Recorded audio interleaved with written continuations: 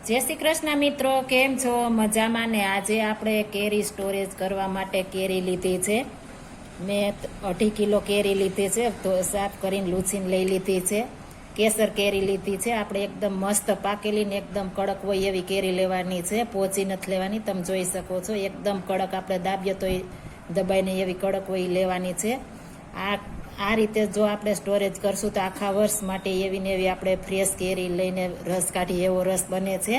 એટલે એકદમ આપણે કડક કેરી લેવાની, આમ પાકેલી અને ઓમ કડક લેવાની છે। જો થોડી પણ પોચી હશે તો આપણો સ્ટોરેજ બગડી જશે અને આખા વર્ષ માટે એકદમ સરસ ફ્રેશ કેરી જેવો રસ નહીં નીકળે। એટલા માટે એકદમ કડક કેરી લેવાની છે। તમે કોઈ પણ કેરી લઈ શકો છો। મેં કેસર કેરી લીધી છે।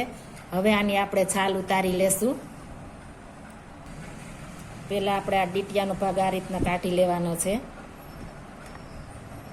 ત્યારબાદ આ રીતના આપણે છાલ કાઢી લેવાની છે। આપણે છાલ જરા પણ રહેવા દેવાની નથી, એકદમ સરસ છાલ ઉતાર લેવાની છે। તમે જોઈ શકો છો એકદમ કડક કેરી આપણે છે, એટલે સ્ટોરેજ પણ આપણું મસ્ત બનશે।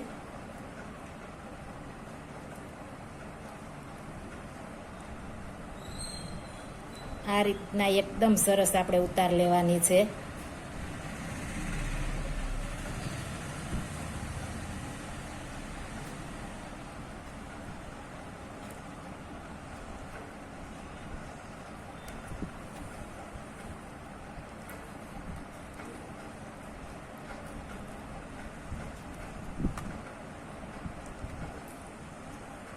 આ રીતના આપણે બધી કેરીને છાલ ઉતારી લેશું। પહેલા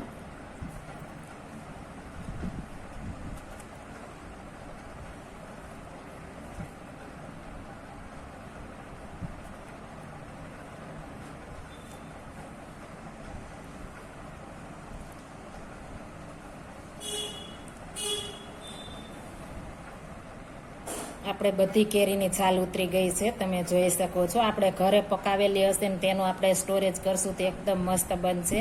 બહારથી આપણે લઈએ છીએ તો આપણે એમાં કાર્બેટરને મૂકેલ હોય છે, કેમિકલનો સ્પ્રે પણ મારેલ હોય છે। મેં ઘેરે પકાવીને લીધી છે। હવે આને આપણે નાના ટુકડા કરી લેશું। આ રીતના કેરી લઈને આપણે આ રીતના ટુકડા કરવાના। તમે તમારે જેવડા કરવા હોય એવડા કરી શકો છો। મેં આવડા કર્યા। એકદમ આપણે ગોઠલાથી નજીક નથી લેવાનું, ઉપરથી લેવાનું છે। નજીકથી લેશું જો આ રીતના આપણે ગોઠલું પણ ન દેખાય એ રીતના આપણે લેવાનું છે। અને આ રીતના આપણે સ્ટોરેજ કરવા માટે સુધારી લેશું બધીએ। આપણે આ સાઈડની નથી સુધારવાની, આ સાઈડની આપણે ઘરમાં રસ ખાવા માટે કાઢી લેશું, એટલે આપણે સાઈડના રૂછા ન આવે। રૂછા આવે તો આપણે સ્ટોરેજ કરેલ કેરી બગડી જાય છે। એટલા માટે આ રીતના આપણે બધા ટુકડા કરી લેવાના છે। સાઈડનો જો તમારે લેવું હોય સાઈડમાં તો તમે ઉપરથી લઈ શકો છો। હું હમણાં તમને બતાવું કઈ રીતના લેવું તે।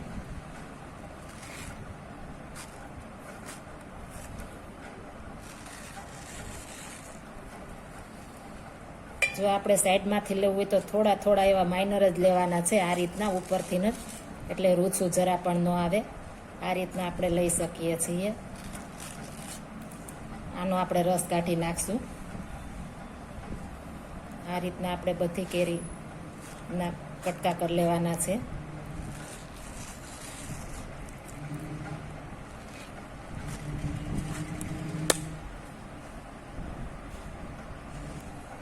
આપણે બધી કેરીના કટકા થઈ ગયા છે, તમે જોઈ શકો છો।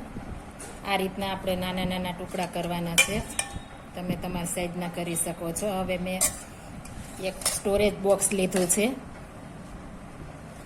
સ્ટોરેજ બોક્સ આમાં એકદમ સરસ રહે છે। હું આખા વર્ષ માટે બધો આ બોક્સમાં સ્ટોરેજ કરું છું। આમાં આપણે જેટલું જોતું હોય નીકળી શકે છે। આપણે ઝીપવાળી કે આપણે બેગ આવે છે એમાં પણ સ્ટોરેજ કરી શકો છો, પણ તેમાં આપણે કાઢવામાં ઘણી બધી તકલીફ પડે છે, એટલે હું આ કન્ટેનર જ લઉં છું। એ આપણે સ્ટોરેજ બોક્સ આવે છે તેમાં તમે કોઈ પણ સ્ટોરેજ બોક્સ લઈ શકો છો। આ રીતના આપણે બધી કેરી ભરી દેશું। આખા વર્ષ માટે આવીને આવી આપણે કેરી રહેશે।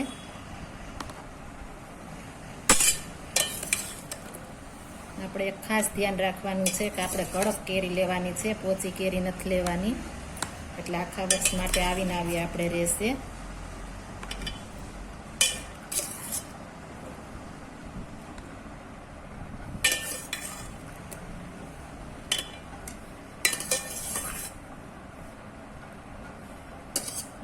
આખો ડબ્બો ભરી લીધો છે. આ રીતના આપણે આખો ડબ્બો ભરી લેવાનો છે. તમે કોઈ પણ ડબ્બો લઈ શકો છો. આપણે ફ્રીઝરમાં રાખવાની પણ એકદમ સરસ મજા આવે છે અને રહે છે પણ સરસ. આ રીતના હળવે હાથે આપણે બધી સરખી કરી લઈશું. આપણે વજન નથી દેવાનું, હળવે હાથે કરવાની છે.